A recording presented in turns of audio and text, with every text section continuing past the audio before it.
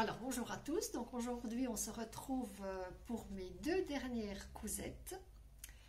Alors, ma tenue du jour déjà, donc c'est un petit dessus que j'avais fait avec un patron de New Look, que je vous ai déjà parlé. Avec deux empiècements, vous avez la partie basse, la partie haute avec des petites pinces. Voilà, avec une petite parpenture ici et des petites boucles d'oreilles parce que je fais également mes bijoux. Voilà, mes petites cousettes. Donc je suis repartie sur le Top Nesma que je vous avais présenté dans ma dernière vidéo. C'est la première fois que j'utilisais ce patron et ma foi il m'a bien plu. Donc je vous l'avais présenté en dessus de pyjama et là j'ai voulu me faire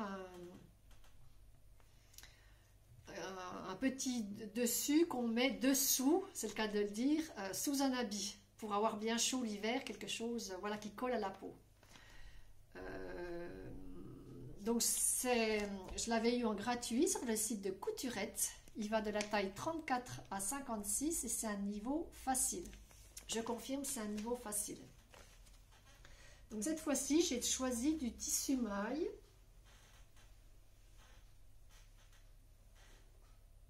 Voilà, qui est bien sûr très souple. Voilà, il est tout doux au toucher. J'adore ce tissu. Donc je l'ai acheté chez Eurotextile. J'ai un magasin vers chez moi, mais ils font également de la vente sur Internet. Je l'ai payé 6 € le mètre. Donc j'en ai eu pour 9 €.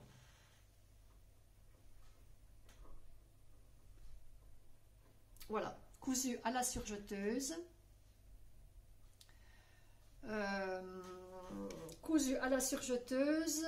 J'ai voulu faire aussi les manches. Mais comme c'est assez, voilà, c'est assez petit, c'est pas facile de coudre ces petites dimensions-là. Et j'ai trouvé que c'était pas, ça faisait pas beau. Donc du coup, j'ai fait un double rentré, ce qui fait que la manche est à peine trop courte. Mais pour mettre sous quelque chose, c'est parfait. Vous n'avez pas l'habit qui ressort de vos manches. En bas, j'ai voulu faire un ourlet à l'aiguille double. Je vous en avais déjà parlé. Je vous avais déjà parlé de mes déboires à l'aiguille double. Je suis allée poser la question dans le magasin Janome vers chez moi où j'ai acheté ma surjeteuse. Elle m'a dit, est-ce que vous utilisez un porte-cône? Je n'avais pas de porte-cône. Elle me dit, ben, essayez. Parce qu'il faut vraiment que le fil soit en hauteur. Donc, en effet, en tout cas, là, moi, sur ce tissu-là, ça a marché puisque les points n'ont pas sauté. Sauf que moi, j'ai cousu, au départ, j'ai cousu sur l'envers, parce que c'est bien pratique. Hein, vous suivez, voilà, vous suivez la ligne du tissu. Je me suis vite rendu compte que le tissu était beau de ce côté-là, mais qu'il était moche à l'endroit. Donc j'ai redécousu, j'ai recommencé. Mais c'est un peu plus compliqué de coudre. Enfin moi, je n'ai pas encore trouvé la technique, puisque vous voyez, là on voit que je ne suis pas à bord de l'ourlet. Ce qui fait que ça rebique. Hein. Voilà, donc pour l'instant, pas très convaincue de cette aiguille double. Je retenterai certainement, mais je trouve que c'est un peu compliqué. Et puis, est-ce que j'aime ces deux fils-là je ne suis pas sûre d'aimer trop ça. Bref, peu importe. Ce que j'ai oublié de vous dire sur celui que j'avais fait précédemment, c'est la bande d'encolure. Elle n'est pas comme le plantain. Le plantain, vous devez tirer sur la bande. Et pourtant, le plantain, je le trouve très simple à faire. Il faut tirer sur la bande, sur votre bande d'encolure, tout en cousant votre habit. Que là, vous prenez votre bande d'encolure, vous la posez sur le tissu. Elle arrive, enfin moi, c'est arrivé pile poil, quoi. J'ai posé et j'ai cousu sans tirer, vraiment impeccable. Je vais le mettre pour vous montrer ce que ça donne. Donc voilà, pour celles qui ont vu ma vidéo précédente, vous voyez qu'il est, il est beaucoup plus serré ici, puisque je n'ai pas rajouté les marges de couture. Je l'ai cousu à la surjeteuse, donc ça resserre un peu plus. C'est un dessus que je porte moi à l'intérieur du pantalon.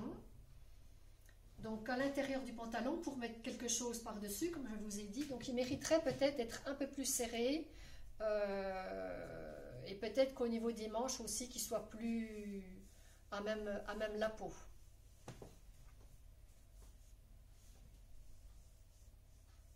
Voilà, en tout cas, on est bien dedans. Très, très, très, très agréable. Alors, je me suis racheté du tissu exactement le même. C'est dommage, ils n'ont que ce coloris-là. Et je suis repartie là pour m'en refaire encore un.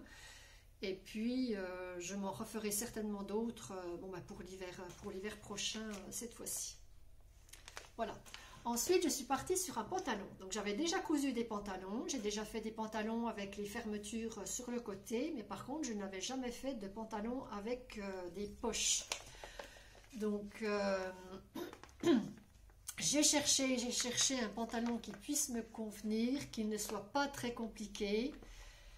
Et j'ai choisi le pantalon. Alors, je ne connaissais pas du tout cette créatrice qui s'appelle Coralie Bijasson. J'ai choisi le pantalon Philippe. Il m'a coûté 8,90 € en format PDF. Elle appelle ça un kit de survie. Je le trouve très amusant, son patron. Vous avez aussi une partie pour mettre vos petites notes. Voilà, ici. Moi, je n'ai pas utilisé parce que j'avais écrit sur un papier à part. Et les explications, il n'y a pas 36 pages. Hein. Il y a 2 pages. Il y a 2 pages. Et en parallèle, elle a une vidéo YouTube où elle explique le pantalon. Donc moi, j'ai plutôt utilisé la vidéo. J'ai déjà commencé à utiliser ces explications, puis à un moment donné, j'ai pas tout compris, donc je suis allée voir la vidéo. Donc j'ai choisi un pantalon, toujours dans mon magasin vers chez moi, Eurotextile. Ils ont aussi un site internet de vente.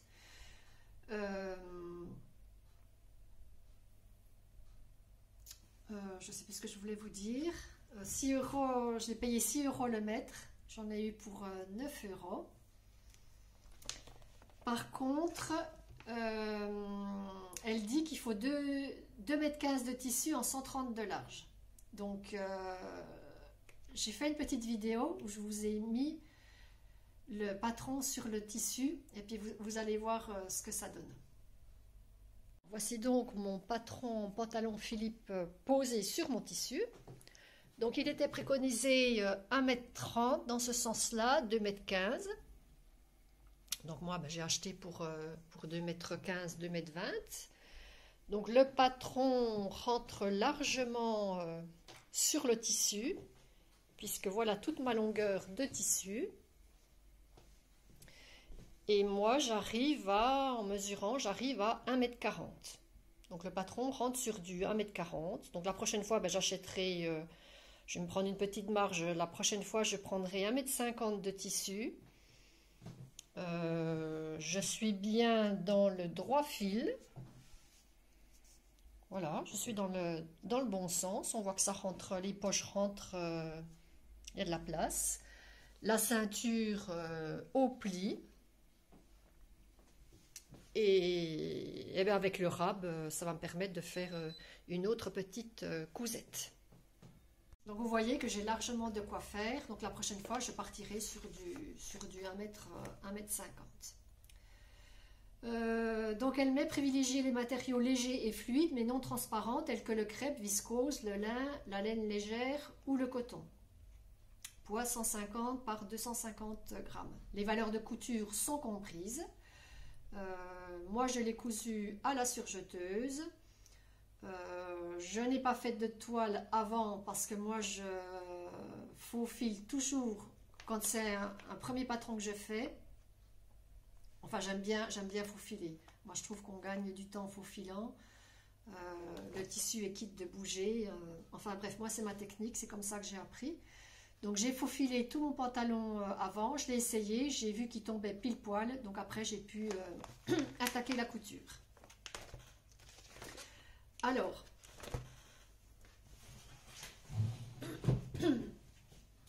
je l'ai fait à la surjeteuse. Donc, vous avez l'élastique. Il y a un petit système de, quand elle coud sa poche, elle a un petit système de, voilà, de pince qui se fait. Les poches, je les trouve peut-être pas assez profondes. Voilà, j'ai fait dans le même tissu. Pas assez profonde et peut-être qu'elle ne colle peut-être pas assez au pantalon. Mais bon, ça c'est certainement moi, hein, ça ne vient pas du patron.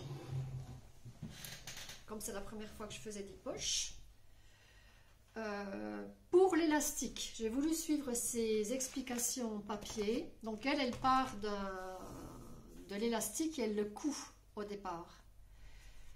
Elle le coud et ensuite j'ai une bébête qui passe là. Elle le coud et ensuite elle le met dans dans sa bande de pantalon. Mais quand il a fallu coudre, moi ça m'a posé des difficultés parce que j'avais donc la bande qui était plus grande que l'élastique et je n'ai pas réussi à coudre. Ça faisait trop serré. Donc j'ai tout redécousu. Et je suis allée voir sa vidéo YouTube et dans sa vidéo, elle a une autre technique. Donc elle part de l'élastique comme ça. Sa bande, elle fait des petites encoches sur le côté. Ensuite, elle enfile son élastique. Ça me paraissait un petit peu complexe. Donc du coup, comme j'avais fait le pantalon Oya de Jolie Lab la fois précédente, donc je suis repartie, puisque c'était la même largeur de bande, je suis repartie sur la technique du pantalon de Jolie Lab. Donc vous mettez vous cousez votre bande et puis ensuite vous enfilez votre élastique puis vous faites votre petite couture. Voilà. Je vais le mettre pour que vous vous rendiez compte de ce que ça donne. Donc voilà ce que ça donne.